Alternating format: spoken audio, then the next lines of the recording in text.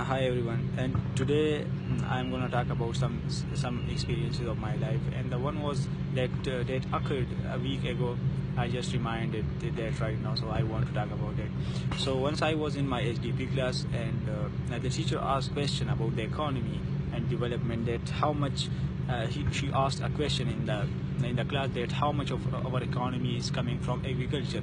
So suddenly an idea hit me, and I had read somewhere in my PS book that uh, that our 65% of our economy is coming from agriculture. So when I throw it out before my professor, so she replied me that do not do not say something without any evidence you have. If you cannot support your claim with your data, so do not say it at all. So I asked her that, ma'am, I have read it somewhere in the textbook, and textbook is something that you can give citation of. So she told me that Google it. So when I Google it, so what it was, I was so wondered and puzzled that how is it possible? Because I got something a very it a pondering answer, a very puzzle answer, and that was like there was 19 point something, 19.8 something. So I was like amazed that why our textbook is showing 65%. So then I came up with the idea that why what's the reason for it. So the reason is that we are totally blindly believing in it. We don't have any critical analysis skills that through which we can understand and critically analyze. The readings are what we read, or what we watch, or what we are being taught in the schools. We have never questioned it. Let's suppose, so that's about critical thinking. So what critical thinking is about, so the main thing I want to talk about is critical thinking. So critical thinking is just the analysis and evaluating of an argument or a situation to make a decision. So when you are moving towards a decision, so you must have some prior information to that situation, so then you will be able to make a decision. So first of all, if you do not have any information, so you can ask question. That let's suppose a doctor tell me that take these apples, that would be beneficial for your health. So I should ask him, or I can search for it, that why an apple is considered beneficial for health.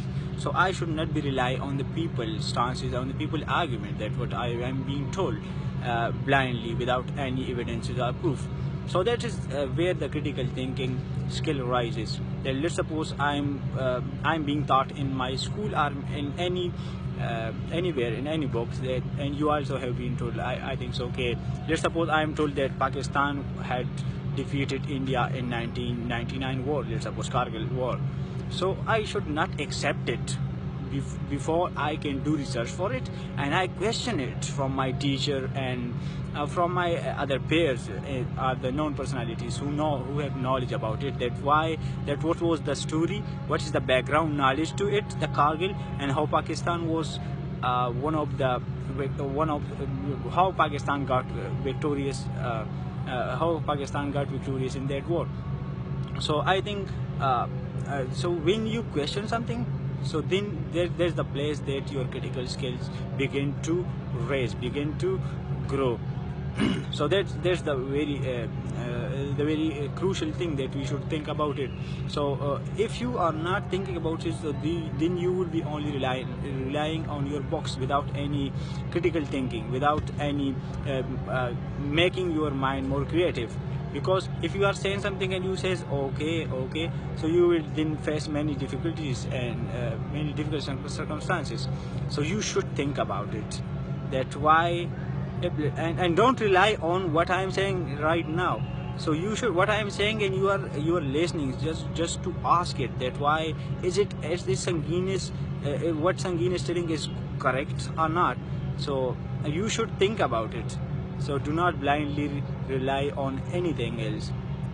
Okay, so let's suppose, let me give an example from a very general example. Let's suppose I am told that carbon dioxide is a global warming gases, so it contributes to the increasing global warming. So I should ask about it, that what is the factor, what's the effect of carbon dioxide to the environment.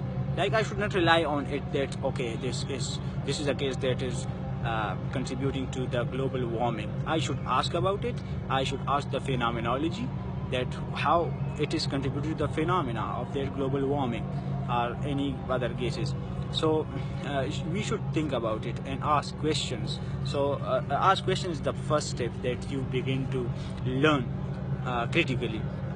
So critically mean that as in summary, I am telling you that critical thinking means to read something and question it.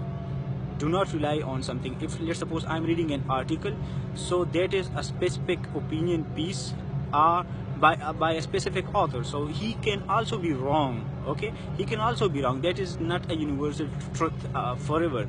So we should think about it.